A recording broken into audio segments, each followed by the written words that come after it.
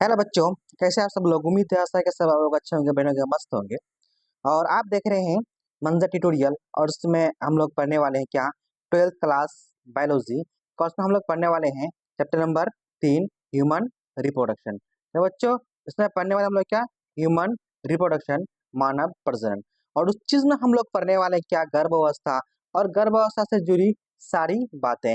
और इसमें हम लोग पढ़ने वाले हैं लैक्टेशन के बारे में, और इसी क्लास में हम लोग पढ़ने वाले हैं मेमोरी ग्लैंड के बारे में, सारा चीज में पूरे प्रोसेस के बारे में हम लोग पढ़ने वाले हैं। और इस क्लास को एंजॉय कीजिए बढ़िया से। और अभी तक जो भी चैनल को सब्सक्राइब नहीं किए हैं, सब्सक्राइब कर लीजिए और इस वीडियो को लाइक कीजिए और एक प्यारा सा कमेंट जरूर करें, ठीक है। और एक बात, अभी नोट्स नहीं लिए हैं, नोट्स ले लीजिए। किसमें क्या क्या चैप्टर वाइज नोट्स मिलेगा, और उसमें नोट्स जो मिलेगा ओनली 199 में मिलेगा। ये बहुत कम प्राइस है। इससे क्या होगा, नोट्स लेने से क्या होगा कि आप लोग ना स्टडी जो बढ़िया होगा, अच्छा से होगा, इससे रिवीजन करने में अच्छा होगा। और नोट्स लेने के लिए हम इस नंबर पर क्या करें, व्हाट्सएप करें या फिर कॉल करें, ठीक है। अब चलते हैं हम लोग क्लास की ओर। तो अभी क्या कि जो, ठीक है, फिर वाला जो अभी तक इस चैनल को सब्सक्राइब नहीं किए, सब्सक्राइब कर लीजिए, इस वीडियो को लाइक कीजिए और एक प्यारा सा कमेंट कीजिए। चलते हैं क्लास को एंजॉय करते हुए। क्या कि पहले आज हम लोग पढ़ने वाले हैं, हेडिंग क्या हम लोगों का बच्चों, क्या है, गर्भ झिल्ली यानी कि फीटल मेम्ब्रेन। क्या बच्चों, गर्भ झिल्ली फीटल मेम्ब्रेन, गर्भ झिल्ली फीटल मेम्ब्रेन। अब हम लोग गर्भ झिल्ली फीटल मेम्ब्रेन को जो पढ़ने वाले हैं, देख रहे हैं इस फिगर में हम लोग कि कौन सा गर्भ झिल्ली है, कौन सा फीटल मेम्ब्रेन है। तो यहाँ जो ये चीज है क्या, कि ये जो देख रहे हैं हम लोग बच्चों, ये वाला पूरा का पूरा ये वाला भाग क्या है, इसका नाम क्या है, यूटेरस है। ये यहाँ क्या यूटेरस है, ये गर्भाशय है। इसके बारे में पहले हम लोग पढ़ चुके थे, यूटेरस के बारे में, गर्भाशय के बारे में पहले हम लोग पढ़ चुके थे। अब उसके अंदर जो दिख रहा होगा एक नन्हा सा क्या देखा, बेबी दिख रहा होगा, बच्चा दिख रहा होगा। उसमें एक व्हाइट कलर का दिख रहा होगा, उसमें फिर क्या दिख रहा होगा, एक छोटा सा अच्छा दिख रहा होगा, उसमें थोड़ा सा एक फिर कलरफुल दिख रहा होगा। मैंने हर एक चीज के बारे में अलग अलग से डिटेल्स के बारे में बता रहा हूँ। पहले फिगर में जान ली ये चीज है क्या, इसका काम क्या है, मैं सब चीज के बारे में एक एक करके बताऊंगा। तो पहले फिगर में देखने बच्चों, ठीक है, ध्यान से। मैंने इसके बारे में बताया कि ये वाला भाग जो है क्या, पूरा का पूरा गर्भाशय है, ठीक है, ये गर्भाशय है। उसके बाद अभी यहाँ मैंने हेडिंग क्या दिया हुआ है, फीटल मेम्ब्रेन यानी कि झिल्ली। तो ठीक है, ये वाला भाग जो देख रहे हो बच्चों, ये वाला, इसको इसको इतना बड़ा भाग, ये वाला, ये जो दिख रहे हो ना, ये सारा का हम लोग क्या बोलेंगे, इसको बोलेंगे फीटल मेम्ब्रेन बोलेंगे। क्या बोलेंगे बच्चों, उसको फीटल मेम्ब्रेन बोलेंगे, गर्भ झिल्ली बोलेंगे। और उसमें जो है इतनी सारी पार्ट है, मैं सारे भाग को अलग अलग करके बताता हूँ। देखो, ये वाला जो एक तुमको ग्रीन वाला भाग दिख रहा होगा बच्चों, इस ग्रीन वाला भाग का नाम क्या है, एमनियोन नाम है। क्या बच्चों, याद रखना ये हमेशा कि उस भाग का नाम क्या है, एमनियोन। एमनियोन देखो, ये पूरा का ऐसा पूरा तुमको ऐसा मिलेगा, यानी कि इसी का नाम क्या है, गर्भ झिल्ली, एमनियोन नाम मिलेगा। इसका काम क्या बच्चों, ये अंदर जो प्यारा सा बेबी दिख रहा है, इस बेबी को प्रोटेक्शन करने का काम करता है, और इस बेबी को पोषण देने का काम करता है, और उस बेबी को इन्फेक्शन होने से बचाता है। और सबसे बढ़िया इम्पोर्टेंट बात कि क्या, कि अगर ये बेबी का ये जो है ना, ये इसमें क्या एमनियोटिक फ्लूइड जो रहता है, वो क्या होगा कि अगर बेबी डिलीवर के टाइम में अगर ये कम हो जाएगा, तो बेबी वो डिलीवर नॉर्मल में नहीं हो पाता है। और आजकल का केसेस में जो देख रहे हो, सारे लोग जो सीजर करा रहे हैं इन्हीं के वजह से, क्योंकि वो होता क्या है कि एमनियोटिक फ्लूइड कम हो जाने के कारण नॉर्मल बेबी डिलीवर हो नहीं पा रहा है, क्योंकि उसमें प्रेशर बन नहीं पा रहा है। इसी वजह से क्या होता है बच्चों, सीजर कराना पड़ता है, ठीक है। तो मैं अभी बताता हूँ सारा चीज। तो ये जो देख रहे हो उसके बच्चों, ग्रीन वाला का नाम क्या है, एमनियोन। क्या नाम है, एमनियोन। और एमनियोन के अंदर जो केविटी बना होगा, खाली जगह जो बना होगा, उस खाली जगह का नाम क्या है, एमनियोटिक केविटी। क्या बच्चों, एमनियोटिक केविटी, एमनियोटिक केविटी, ठीक है। क्या बच्चों, एमनियोटिक केविटी। क्या बोलेंगे बच्चों, एमनियोटिक केविटी बोलेंगे। क्या बोलेंगे, केविटी बोलेंगे, ठीक है। इसका नाम क्या बोलेंगे, केविटी बोलेंगे। और केविटी के अंदर जो खाली जगह के अंदर जो द्रव भरा रहेगा, फ्लूइड भरा हुआ रहेगा, उस फ्लूइड का नाम क्या होगा, एमनियोटिक फ्लूइड। जो क्या बच्चों लिखा हुआ है, उसका नाम क्या है, एमनियोटिक फ्लूइड है। क्या नाम बच्चों? एमनियोटिक फ्लूइड है। और इसी एमनियोटिक फ्लूइड में ना ढेर सारा काम मालूम पड़ जाता है, ढेर सारा चीज इसमें मालूम पड़ता है। ठीक है बच्चों। और उसके बाद यहाँ जब मैंने एक एक के बारे में बनूंगा, उसके बाद जो पीला वाला भाग है, इस पीला वाला भाग का नाम क्या है? कोरियोन नाम है। और एक हुआ एक क्या होगा, ये थोड़ा सा छोटा सा भाग दिख रहा होगा यहाँ येलो कलर का, उसका नाम क्या है? योक शेक है। उसका भी काम अलग है। उसके बाद बच्चों यहाँ देखा होगा ये लंबा वाला भाग, इसका नाम क्या है? अम्बिलिकल कोड है। और इतना भाग जो दिख रहा होगा, इतना इतना इतना, इसका नाम क्या है बच्चों? प्लेसेंटा है। यानी कि जिसका हम लोग क्या बोलते हैं? अपरा बोलते हैं। उसका भी काम बच्चों अलग अलग मैंने बताऊंगा। और उसके बाद ये बच्चों एम्ब्रायो भ्रूण बेबी है। ठीक है। अब देखो थोड़ा सा बात किसका, कि यहाँ जो दिख रहा है एमनियोटिक फ्लूइड है ना, ये एमनियोटिक फ्लूइड मैंने काम बताया अभी थोड़ा सा, फिर भी मैं बोल रहा हूँ क्या, कि ये एमनियोटिक फ्लूइड जो है, ये एमनियोटिक फ्लूइड जो है, ये बेबी को, प्यारा सा बेबी को क्या करता है? वो इंजर्ड से बचाता है, इन्फेक्शन से बचाता है। और ये इसी से बच्चों, इससे एमनियोटिक फ्लूइड से पहले जमाने में लोग करता क्या था कि जाता था उस एमनियोटिक फ्लूइड को सिरिंज से निकालता था और मालूम कर लेता था कि बेबी क्या है, नर है कि मादा है। इससे क्या होता था बच्चों? भ्रूण हत्या होता था। और इससे लोग, अभी सरकार ने क्या किया है, गवर्नमेंट ने क्या किया, उसको अभी रोक लगा दिया है कि अभी वो जांच नहीं कर सकते हैं बच्चों। इसी से जांच होता था पहले। ठीक है। क्योंकि उसमें ढेर सारा सेल मिल जाता था, और सेल से हमको सेल से मालूम पड़ जाता था कि बेबी है क्या। ठीक है। तो ठीक है, अब चलते हैं हम लोग बच्चों क्या क्या थ्योरी के तरफ। यहाँ क्या कर रहा है? गर्भाशय झिल्ली। यह गर्भ झिल्ली वे संरचना है, गर्भ झिल्ली वे संरचना होती है जो भ्रूण फीटस को गर्भाशय में सुरक्षा और पोषण प्रदान करती है। ठीक है बच्चों, वो क्या करती है? पोषण प्रदान करती है। ये झिल्ली भ्रूण के विकास के दौरान बनती है। ठीक है। जब जब भ्रूण बड़ा होगा, ये उसी के दौरान ये विकास होगा। इसका जो होता है ना, इसका जो मुख्य जो होता है, चार झिल्ली होती है बच्चों। कौन सा बच्चों? चार प्रकार का झिल्ली होता है। एक एमनियोन होगा, एक कोरियोन होगा, एक यॉर्क शेल होगा, और एक क्या होगा? Umbilical cord placenta. सारा चीज इन्हीं को मिला के हम लोग क्या बोलेंगे बच्चों? जो गर्भ झिल्ली बोलेंगे। ठीक है। तो चलते हैं क्या करते हैं। देखो बच्चों, इंग्लिश में ये जो है ना, ये इंग्लिश मीडियम वालों के लिए है। ये देख लो, इसको हम लोग ग्रीन वाले पार्ट को बोलेंगे एमनियन बोलेंगे बच्चों। ये येलो वाला पार्ट को कोरियन बोलेंगे बच्चों। और ये पीला वाला भाग को क्या बोलेंगे बच्चों? यॉर्क शेक बोलेंगे। और ये जो लंबा वाला ये जो नाल है मसल्स का, इसको बोलेंगे अम्बिलिकल बुट को बोलेंगे। और इतना भाग को क्या बोलेंगे बच्चों? प्लेसेंटा बोलेंगे। इसी प्लेसेंटा से बच्चों क्या होता है कि सारा बेबी का यानी कि वेस्ट मटेरियल, पोषण, और उसके बाद यानी कि क्या कहते हैं, सारा चीज ऑक्सीजन ग्लूकोज सारा ट्रांसफर होते रहता है, एक्सचेंज इसी के जरिए होता है। ठीक है बच्चों। उसके बाद क्या बोलेंगे? व्हाइट वाले पार्ट को एमनियोटिक फ्लूइड, जिस कैविटी में है उसको एमनियोटिक कैविटी बोलेंगे। और ये एम्ब्रायो यूट्रस। तो fetal membranes the structure of provide protection and nutrition the fetus in the uterus. This membrane is form during development of fetus. ठीक है। It's mainly include four types of membrane. Okay बच्चों। उसके बाद पढ़ते हैं बच्चों एक एक करके। मैंने भी बताया था एमनियोन के बारे में। ये एक क्या है? ये भ्रूण के चारों ओर एमनियोटिक द्रव बड़ी झिल्ली होती है। अभी मैंने बताया क्या होता है? ये भ्रूण से झिल्ली, भ्रूण के चारों ओर द्रव जब भरता है, उसके क्या बोलेंगे? उसको एमनियोटिक फ्लूइड बोलेंगे। जो भ्रूण को क्या कहते हैं? झटका और बाहरी प्रभाव से सुरक्षा प्रदान करता है। मैंने भी बताया कि एमनियोटिक फ्लूइड का काम क्या है, कि यानी कि बेबी को बाहरी झटका से, इन्फेक्शन से, और ढेर सारा चीज से, यानी कि चोट से बचाता है। ठीक है। एमनियोटिक फ्लूइड भ्रूण की कोशिकाएं होती है, जो कोशिका के द्वारा भ्रूण के लिंग से तथा भ्रूण के नवजात विकारों को पता रह सकता है। और मैंने बताया कि अभी उसके अंदर जो एमनियोटिक फ्लूइड होता है, उसी में क्या रहता है बच्चों? कोशिका रहता है। उस कोशिका के जरिए क्या, कि भ्रूण का लिंग का यानी कि मालूम कर सकते हैं, जो कभी बैंड है नहीं कर सकते हैं।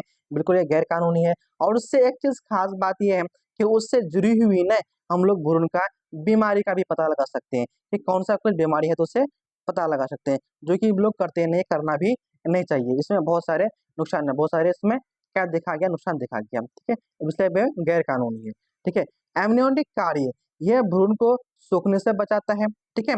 एमनियोटिक फ्लूइड का काम क्या है? यह भ्रूण को सूखने से बचाता है, यह भ्रूण की आवर्त की सुरक्षा करता है, यह भ्रूण को किसी कवच या कलाओं से रोकता है, यह क्या है? एल्यूमिनिक और अवशोषण के सहायक करता है। ठीक है बच्चों। उसके बाद नंबर 2 हम लोग क्या करेंगे? कोरियोन। ये बाहरी झिल्ली होती है, ये क्या होता है, प्लेसेंटा नाल में मदद करती है। और ये भ्रूण, माँ और भ्रूण के बीच में पोषण गैस को आदान प्रदान करती है। कौन करेगा बच्चों, ये कोरियन करेगा। उसके बाद यौगिक, यह क्या होता है, प्रारंभिक भ्रूण पोषण प्रदान करती है और रक्त कोशिकाओं के निर्माण में सहायता करती है।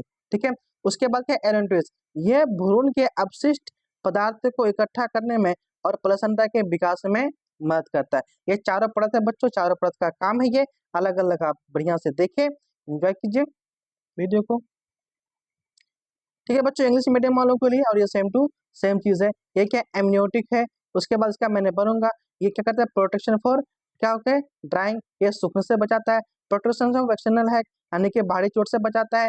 यानी preventation of embryo from sticking and cell membrane, ये क्या करता है उसमें, जिसमें किसी दूसरे यानी कि मेम्ब्रेन चिपकने से बचाता है। It helps the absorption of albumin, यानी कि किसी, यानी कि क्या करता है वो, किसी दूसरा यानी कि एल्ब्यूमिन से सूखने से बचाता है। ये क्या कहते हैं बच्चों, कोरियन है, ये ऑक्सियल का और एक एलेंटोइस है, सबका काम अलग अलग है। ठीक है, उसके बाद हम बच्चे क्या करेंगे, प्लेसेंटा के बारे में। मैंने अभी जो बताया था, वो जो फिगर में जो भाग था, वो यानी कि ये से बड़े वेसल्स के तरह रेड कलर का, उसको हम लोग क्या बोलते हैं बच्चों, प्लेसेंटा।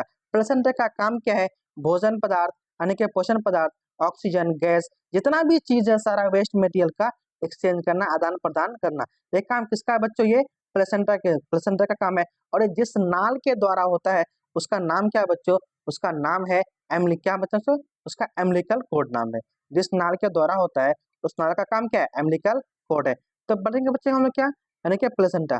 प्लेसेंटा गर्भाशय में बनने वाले अंग है जो माँ और भ्रूण के बीच पोषण, ऑक्सीजन और अपशिष्ट क्या निष्कासन का कार्य करता है। यह गर्भाशय के दौरान विकसित होता है और बच्चों को जन्म देने में शरीर में निकलता है, मदद करता है। ठीक है, यह पोषण पहुंचाता है, इसका काम क्या है, इसका काम क्या है, पोषण पहुंचाना। क्या कहते बच्चों, पोषण पहुंचाना, क्या है, ऑक्सीजन की आपूर्ति करना, अपशिष्ट को बाहर निकालना, ठीक है, हार्मोन का उत्पादन करना, संरक्षण करना, ये सारा काम किसका है बच्चों, ये सारा काम ये प्लेसेंटा का काम है। ठीक है, ये सारा काम किसका है बच्चों, ये प्लेसेंटा का काम है, याद रखना ये सारा काम किसका है बच्चों, प्लेसेंटा का काम है। ठीक है, ये बच्चों सारा किसका, ये सब इंग्लिश मीडियम वालों के लिए है, ये नोट कर लीजिएगा। ये प्लेसेंटा का काम क्या है, it is organ form uterus providing nutrition, oxygen and waste removal waste material for a mother and fetus. It developing during the pregnancy passes body through the birth to child के अंदर। ठीक है, और ये जब बच्चे जन्म देता है उसके साथ ये, उसके बाद में ये भी बाहर निकल जाता है एक क्या, ब्लैक कलर के रूप में। ठीक है, देखा होगा। ये प्रोवाइडिंग, इसका काम क्या बच्चों, यानी कि प्रोवाइडिंग न्यूट्रिशन, यानी कि क्या करना, मदर से फीटस को यानी कि भोजन देना, फिर मदर से फीटस को क्या करना बच्चों, ऑक्सीजन सप्लाई करना, ऑक्सीजन सप्लाई करना। ठीक है, उसके बाद वेस्ट मटेरियल को बाहर निकालना, हार्मोन देना, हार्मोन को एससीजी यानी कि प्रोजेस्टेरोन। ठीक है, इसके बाद क्या करना, प्रोटेक्शन का सुरक्षा करना इसका काम है। ठीक है, उसके बाद क्या है, अंग जनन। देखो बच्चे बहुत इंपॉर्टेंट है, ये बहुत इंपॉर्टेंट है बोर्ड के व्यू से, क्योंकि इसमें क्या होता है, इससे रिलेटेड ना कुछ क्वेश्चन आ जाते हैं, तो उसको ध्यान से देखिएगा, बढ़िया से देखिएगा। क्या इसका बच्चों, इसका अंग जनन नाम है, इसका नाम गेस्टुलेशन, सुस्त निर्माण। आप देखेंगे भ्रूण के 3 प्रजनन स्तर के निर्माण से दूसरे सप्ताह के अंत तक, कितना बच्चों, दूसरे सप्ताह के अंत तक कुछ न कुछ अंग बनना शुरू हो जाता है। इसके पश्चात ये तीनों स्तर अंग का निर्माण करना शुरू कर देते हैं, यानी कि भ्रूण का दूसरा परत क्या 3 परत बनाएगा और तीनों परत जो है ना अलग अलग सा क्या बनाएगा, बॉडी का अंग बनाएगा। तो देखते हैं बच्चे फॉलो कर, पहले सबसे पहले कौन सा क्या बनाता है। देखिए छठे सप्ताह तक, छठे सप्ताह तक यानी कि एमसी के बाद, लास्ट एमसी के बाद यानी कि छठे सप्ताह तक वो क्या बनाएगा, उस स्तरों से अंग उभार या कलिकाएं अवस्थाएं बन जाते हैं। उससे छोटा छोटा क्या होता है, अंग या उभार बनना शुरू हो जाता है। ठीक है, छठे सप्ताह में ही एक अल्प विकसित परिसंचरण तंत्र बनता है बच्चों। देखो जब भ्रूण बनता है ना, सबसे पहले उसका क्या बनता है, परिसंचरण तंत्र। उसमें क्या बनता है बच्चों, दिल, क्योंकि वो बेबी का भी जो है ना पूरे बॉडी में जो होता है ब्लड सप्लाई करेगा, क्योंकि सारा न्यूट्रिशन, पोषण, ऑक्सीजन जो होता है सारा सप्लाई कौन करता है, किसके द्वारा रहता है, वो ब्लड के द्वारा, क्योंकि वो एक तरह का क्या है, वो एक वाहन है, वो सारा चीज को लेकर कैरिंग करेगा। इसलिए पहले कौन बनता है बच्चों, ये परिसंचरण तंत्र बनता है। अगर क्वेश्चन में आ जाए कि बेबी फीटस का सबसे पहला जो बनता है अंग जो बनता है वो कौन सा बनता है बच्चों, यानी कि परिसंचरण तंत्र बनता है। ठीक है, तो उसमें दिल बनता है, हार्ट बनता है, ठीक है। 7वें सप्ताह से 9वें सप्ताह में हाथ पैर बन जाते हैं। 7वें सप्ताह से क्या बच्चा, 7 सप्ताह से लेकर 9वें सप्ताह तक हाथ और पैर पूरा बन जाता है, ठीक है। उसके बाद इसमें श्वसन, पाचन, तंत्रिका तंत्र, ठीक है, और बहु यानी के बाह्य लैंगिक अंग भी बन जाते हैं। कितना यानी कि क्या करें बच्चों, श्वसन, पाचन तंत्रिका, उसके बाद बाह्य लैंगिक जन, ठीक है। अगर मेल में होगा तो कौन सा होगा, टेस्टिस होगा, उसके बाद पेनिस होगा, और उसके बाद फीमेल में कौन सा होगा, वेजाइना, मेमोरी, ये सब होगा, थोड़ा बनना शुरू हो जाता है, ठीक है। इस समय भ्रूण का शरीर कुल आकार का आधा हो जाता है, ठीक है। यह तीसरे महीने के प्रसव के समय गर्भकाल के फीटल पीरियड कहलाता है। क्या कहते हैं उसको, तीसरे महीने, जब तीसरा तब 3 महीना हो जाता है तो क्या बोलेंगे उसको, फीटल पीरियड कहलाता है, यानी कि समय यानी कि गर्भकाल कहलाता है। इस समय में भ्रूण लगभग 3 इंच लंबा हो जाता है। कितना बच्चों, याद रखना, पहला फर्स्ट ट्राइमेस्टर में यानी कि पहला 3 महीना में भ्रूण का लंबाई कितना होता है बच्चों, 3 इंच होता है। कितना बच्चों, 3 इंच लंबा हो जाता है, ठीक है। और ये बच्चों इंग्लिश मीडियम वालों के लिए है, मैंने जो भी बताया सारा वही चीज है कि इसमें 6 मंथ तक क्या होगा, है ना, 6 यानी कि 6 वीक तक क्या होगा, 6 to 9 वीक तक क्या होगा, उसमें लंबाई कितना होगा, 3 इंच का होगा। उसका यानी कि सबसे पहले क्या होगा, 6 मंथ यानी कि बाह्य जन अंग सेक्सुअल, उसके बाद रेस्पिरेटरी सिस्टम, उसके बाद सबसे पहले क्या बनेगा, दिल बनना शुरू हो जाएगा, ठीक है। उसमें क्या बनेगा, दिल बनना यानी कि सर्कुलेटरी सिस्टम बनना शुरू हो जाएगा, ठीक है बच्चों, याद रखना सारा चीज। उसके बाद क्या है, चौथे महीने तक भ्रूण लगभग 7 इंच का हो जाता है। कितना बच्चों, चौथा महीना तक भ्रूण का लंबाई कितना होगा, 7 इंच। इसके सिर, तस्वीर एवं शरीर पर रुएं बाहर निकलना शुरू हो जाता है। चौथे महीने तक क्या होगा बच्चों, इसके शरीर और यानी कि माथा पर यानी कि जो बाल जो दिख रहा है यानी कि जो दिख रहा होगा, ये निकलना शुरू हो जाता है। 5वें महीने में आहार नाल और अस्थि मज्जा का विकसित होता है। कितना बच्चों, 5वां महीना में क्या बच्चा, आहार नाल और अस्थि मज्जा का विकसित हो जाता है, ठीक है।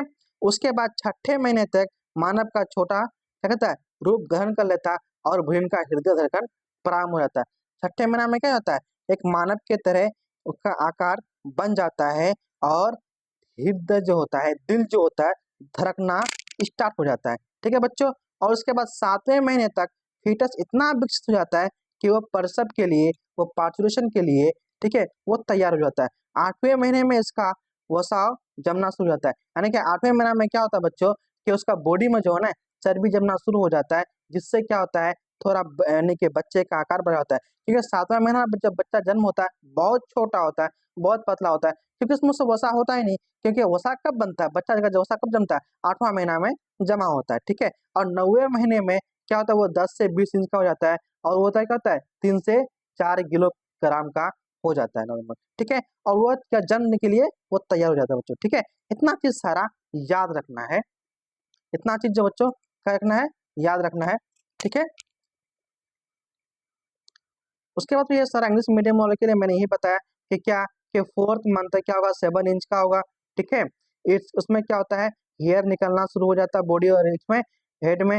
5th मंथ तक क्या होगा बच्चों, एलिमेंट्री क्या होगा, यानी कि बोन मेरो डेवलपमेंट हो जाएगा। उसके बाद 6th मंथ तक क्या होगा बच्चों, इसके स्मॉल ह्यूमन हार्ट बीट उसके बाद शुरू हो जाता है। उसके बाद 7th मंथ में क्या होता है, वो पार्चुरेशन के लिए तैयार तो होता है, लेकिन उसका बॉडी में वसा नहीं होता, बहुत दुबला पतला होता है, ठीक है। उसके बाद 8 मंथ में क्या होता है बच्चों, उसका बॉडी में क्या होता है, कंप्लीट डेवलपमेंट होता है उसमें, और फैट जमना शुरू हो जाता है। और 9th मंथ तक क्या होता है बच्चों, 10 से 20 इंच का हो जाता है, और ये 3 से 4 किलोग्राम का होगा, और वो यानी कि पार्चुरेशन के लिए, प्रसव के लिए, जन्म के लिए पूर्ण तैयार हो जाता है, ठीक है बच्चों। चलते हैं उसके बाद क्या, प्रसव पार्चुरेशन क्या है। प्रसव पार्चुरेशन क्या है, यानी कि देखो, गर्भ अवस्था गेस्टेशन के पश्चात यूट्रस में पूर्ण विकसित शिशु को बाहर आने की प्रक्रिया को हम लोग क्या बोलते हैं बच्चों, प्रसव बोलते हैं। क्या बोलते हैं, गर्भ अवस्था में, गर्भ अवस्था के पश्चात, गर्भ अवस्था के पश्चात पूर्ण यानी कि पूर्ण रूप से भ्रूण को यूट्रस से बाहर निकलने की प्रक्रिया को क्या बोलेंगे बच्चों, प्रसव बोलेंगे, ठीक है। इस प्रक्रिया में अंतिम रजोधर्म से लेकर 40 सप्ताह तक यानी कि 280 दिन तक होता है। इसका कितना होता है, अंतिम एमसी से पीरियड से लेकर यानी कि 40 सप्ताह 280 दिन तक होता है। ये गर्भावस्था चलती है और परिपक्व होने में फीटस कुछ हार्मोन भी संकेत देता है, जिसके फलस्वरूप माता पश्चात पिट्यूटरी ग्लैंड से कौन सा मिलेगा, ऑक्सीटोसिन हार्मोन के गर्भ समय में कॉन्ट्रेक्शन करेगा। क्या करेगा बच्चों, जो ही 9 मंथ हो जाएगा तो क्या करेगा, जब फेटस यानी कि बेबी जब कंप्लीटली डेवलपमेंट हो जाएगा तो उसमें होगा क्या कि पिट्यूटरी ग्लैंड एक हार्मोन द्वारा संकेत करेगा, उस हार्मोन का नाम क्या है, ऑक्सीटोसिन। और वो क्या करेगा, मैंने जब यूटेरस पढ़ा रहा था उसका क्या होता है, मायोमेट्रियम, वो थोड़ा मोटा होता है, उसमें क्या करता है बच्चों, कॉन्ट्रैक्ट करना शुरू हो जाता है, ठीक है। और कॉर्पस ल्यूटियम साबित क्या करेगा, रिलैक्सिन हार्मोन साबित करता है। क्या बच्चों, कॉर्पस ल्यूटियम रिलैक्सिन हार्मोन स्रावित करता है, ठीक है। और इसमें सम्मिलित होता है और ये लिगामेंट तथा स्थिर कर देता है और शिशु को जन्म लेने में आसानी हो जाता है। ऑक्सीटोसिन और प्लेसेंटा प्रोजेस्टेरोन का स्रावन से उत्प्रेरित होता है और प्रोस्टाग्लैंड हार्मोन से अधिक संकुचन करता है। उसमें क्या होता है बोले, ऑक्सीटोसिन और उसके बाद प्रोस्टाग्लैंड हार्मोन वो क्या करेगा, एक मायोमेट्रियम का क्या करेगा, बहुत सिक्वेंस करेगा, कॉन्ट्रैक्शन करेगा, उससे बेबी क्या होता है बच्चों, आसानी से बाहर हो जाता है, ठीक है। और ये बच्चों इंग्लिश मीडियम वालों के लिए है, ये इंग्लिश मीडियम वालों को जो मैंने हिंदी में बताया 70 से मैसेज है उसको नोट कर लीजिएगा बढ़िया से, ठीक है बच्चों। उसके बाद बच्चों ये जो देख रहे हैं कि क्या, मानव स्तन ग्रंथि, क्या बच्चों, मान ये क्या बच्चों, मानव स्तन ग्रंथि।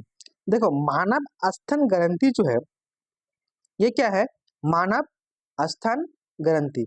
ये मानव स्तन ग्रंथि जो है ह्यूमन मेमोरी ग्लैंड, ये दोनों में होता है, मेल में भी होता है फीमेल में भी होता है। बशर्ते ये है कि मेल में डेवलपमेंट विकसित जो होता है ना बहुत कम होता है। क्या बच्चों, मेल में जो होता है ये डेवलपमेंट बहुत कम होता है और फीमेल में डेवलपमेंट अधिक होता है, क्योंकि इसमें क्या होता है, दूध स्राव होता है, इससे दूध उत्पन्न होता है, दूध बाहर निकलता है, क्योंकि बेबी फीटस के लिए, ठीक है, बेबी फीडिंग के लिए, फीटस फीडिंग के लिए, ठीक है, बेबी फीडिंग के लिए, ठीक है। यहाँ देखते हैं बच्चों क्या है, पहले फिगर में हम लोग देख लेते हैं क्या, कि ये जो इतना उभरा हुआ भाग है, ये जो इतना उभरा हुआ भाग है इसका नाम हम लोग क्या बोलेंगे बच्चों, मेमोरी ग्लैंड बोलेंगे। ये क्या होता है कि मेल और फीमेल में दोनों होता है, मेल में विकसित नहीं होता है और फीमेल में विकसित हो जाता है। और ये ऊपर वाला उठा वाला भाग जो होता है इसको हम लोग क्या बोलते हैं बच्चों, निप्पल बोलते हैं। और उसके बाद चारों तरफ निप्पल के नीचे और इस चारों तरफ डार्क वाला भाग जो होता है, काला वाला भाग जो होता है उसको हम लोग क्या बोलते हैं बच्चों, उसको बोलते हैं एरोला बोलते हैं। क्या बोलते हैं बच्चों, उसको एरोला बोलते हैं, ठीक है। और एरोला का काम क्या है मैंने बताऊंगा अभी, ठीक है। देखो ये जो एरोला डार्क क्यों होता है बच्चों, ये देखो ये मेमोरी ग्लैंड यानी कि बुब्स के ऊपर जो ये जो डार्क वाला भाग होता है या आखिर काला क्यों होता है, वो काला इसलिए होता है क्योंकि उसमें क्या होता है, ऑयली ग्लैंड होता है, सीबम ग्लैंड होता है। और उसको साथ साथ में क्या होता है कि जब बेबी फीडिंग करता है तो उस कलर को देख करके आसानी से पहचान जाता है, तब बेबी उसको करता है, फीडिंग करता है, इसीलिए से उसका कहता है बच्चों वो काला होता है और ये ऊपर होता है, ठीक है बच्चों। एरोला का काम, एरोला का काम क्या होता है समझो। और उसके बाद जब वो बेबी फीडिंग करता है तो उसमें मॉइस्चराइज बना रहता है और वो सॉफ्ट बना रहता है। अगर हार्ड रहेगा तो क्या होगा, वो कट सकता है, बेबी फीडिंग नहीं कर सकता है। तो काला होने का रीजन क्या है कि उसमें क्या करेगा, वो सीबम होगा, ऑयली ग्लैंड होगा, उससे क्या होगा, वो नॉर्मल होगा, आसान होगा, यानी कि क्या होगा, सॉफ्ट होगा, जिससे बेबी फीडिंग आसानी से करेगा। और उसके बाद डार्क होने का रीजन क्या है, क्योंकि उसको आसानी से दिख जाता है और वो आसानी से फीडिंग करता है, ठीक है बच्चों। उसके बाद अगर हम लोग इसको सेक्शन काट करके देखेंगे ऐसे तो हमको बच्चों ये ऐसा दिखेगा, क्या दिखेगा, ये ऐसा दिखेगा। ये वाला तो उभरा वाला भाग तो निप्पल हो गया और डार्क वाला का भाग तो भैया एरोला हो गया। और उसके बाद यहाँ जो देख रहे हो बच्चों ये सब सारा ये जो एरो वाला पार्ट है, इतना इतना सारा है सब, ये सब क्या बच्चों, फैटी टिश्यू। उसी से क्या होता है, जितना फैटी टिश्यू होगा उतना मेमोरी ग्लैंड इतना ही बड़ा होगा। और एक बार जब बड़ा हो जाता है दोबारा वो सिकुड़ता नहीं है, बहुत मुश्किल होता है बच्चों, ठीक है। और ये बच्चों ये जो दिख रहा होगा ये अंगूर का थैली जैसा, इसका नाम है क्या बच्चों, लोब।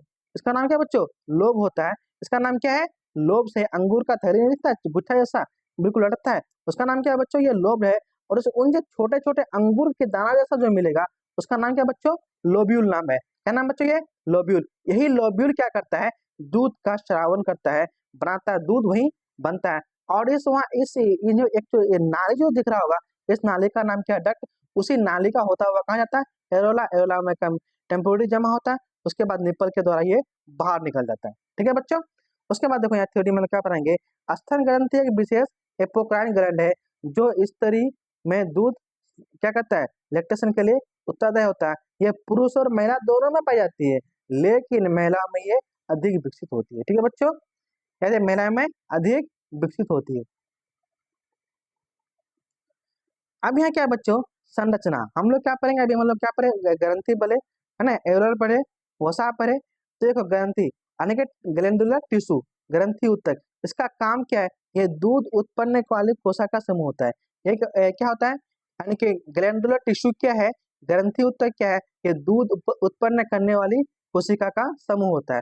उसके बाद क्या था बच्चों, रक्त यानी कि दूध वाहिनी रेक्टिफेरस, ये प्रत्येक स्तन में 10 से 20 नलिका होती है। वो जो नलिका ना बचा डक्ट वाला, वो कितना होगा, 15 से 20 नलिका होती है, और वो कहाँ पहुंचाती है, ये निप्पल तक पहुंचाती है, ताकि उसको दूध को आसानी से बाहर निकल जाए। और एरोला का मैंने बताया, एरोला काला होता है, क्यों होता है, उसमें सीबम होता है, ग्रहण होता है, क्या होता है बच्चों, निप्पल के चारों ओर गहरे रंग का त्वचा होता है, जिसमें तेलीय स्राव करने वाली ग्रंथि होती है।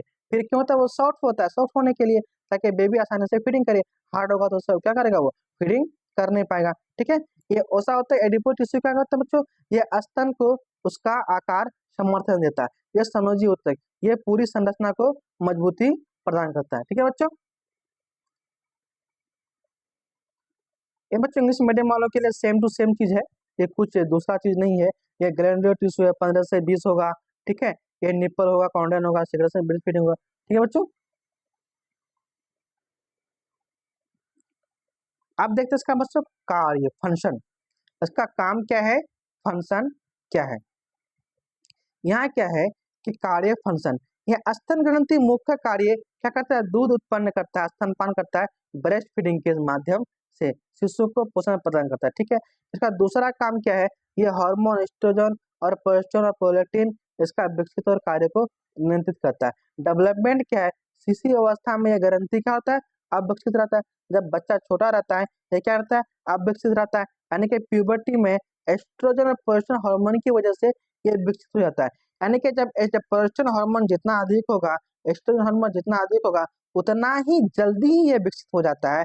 और ये गर्भ अवस्था में प्रोलैक्टिन हार्मोन सक्रिय होकर क्या करता है, दूध उत्पन्न करता है।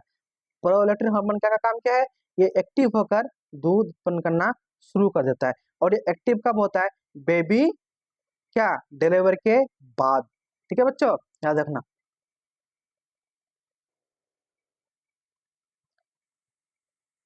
इसका फंक्शन क्या है, main function of mammary glands provide nutrition infant milk feeding के लिए, हार्मोन एस्ट्रोजन प्रोजेस्टेरोन। ठीक है, डेवलपमेंट क्या होगा, दिस ग्लैंड रिमेन्स अनडेवलपमेंट क्या, ड्यूरिंग इन्फांट, छोटे बच्चों में क्या होगा, जब बच्चा छोटा होगा तो क्या होगा, ये अनडेवलपमेंट होगा। डेवलपमेंट क्या होगा, प्यूबर्टी में होगा, जवानी में होगा, किसके कारण, एस्ट्रोजन और प्रोजेस्टेरोन के कारण। और प्रोलैक्टिन हार्मोन के कारण के क्या होगा, क्या होगा, मिल्क में प्रमोट होगा, एक क्या होगा, उत्पन्न अधिक होगा। ठीक है बच्चों, उसके बाद क्या है, दूसरावन। ये क्या होगा, दूसरावन, सगर्भता की अवस्था में प्रोजेस्टेरोन और एस्ट्रोजन क्या, सगर्भ अवस्था में प्रोजेस्टेरोन और एस्ट्रोजन के प्रभाव से स्तन दैन की वृद्धि क्या होगा, वक्त से गुहा में अधिक हो जाती है। और प्रोलैक्टिन हार्मोन का स्राव होता है। क्या होता है बच्चों, प्रभाव से शिशु जन्म के कारण 24 घंटे के अंदर क्या होता है बच्चों, दूध स्राव होता है, किसके कारण, प्रोलैक्टिन हार्मोन की वजह से। तो बच्चे के 24 घंटे के बाद दूध स्राव होना शुरू हो जाता है, और इसको क्या कहते हैं हम लोग बच्चों, दूधस्रावन कहते हैं। यानी कि प्रारंभ वक्ष गुहा की चूचुक कोलेस्ट्रॉम का स्राव करता है। उससे क्या होता है बच्चे, यानी कि क्या, गहरा पीला रंग का एक लिक्विड निकलता है, उसको क्या बोलते हैं बच्चों, कोलेस्ट्रॉम बोलते हैं। और क्या होता है, ये गहरे पीले रंग का होता है, और ये क्या, ग्लोबुलिन प्रोटीन की काफी मात्रा होती है, जिसमें क्या होता है, इम्यूनिटी अधिक होती है। और बच्चे को क्या कराना चाहिए, पहले वही मिल्क फीडिंग कराना चाहिए, इसका बच्चे का क्या इम्यूनिटी डेवलपमेंट होगा, और बच्चा बीमार कम पड़ेगा। इसमें माता पिता के क्या होगा, एंटीबॉडीज होती है, और नवजात शिशु संक्रमण से रक्षा करता है। ठीक है बच्चों, और इंग्लिश मीडियम वालों की है, lactation during pregnancy due to progesterone estrogen. ठीक है, और ये 24 आवर्स के बाद होता है, बेबी फीडिंग करता है, सेक्रेशन किसके कारण, प्रोलैक्टिन के कारण। इन्फांट पर कोलेस्ट्रॉल करता है, ये निपल ब्रेस्ट फीडिंग करता है, ये येलो कलर का होता है, और क्या होता है, लार्ज क्वांटिटी में होता है, और क्या करता है, एंटीबॉडीज का प्रोटेक्शन करता है। ठीक है बच्चों, तो आप लोगों को वीडियो देखने के लिए थैंक यू, धन्यवाद। और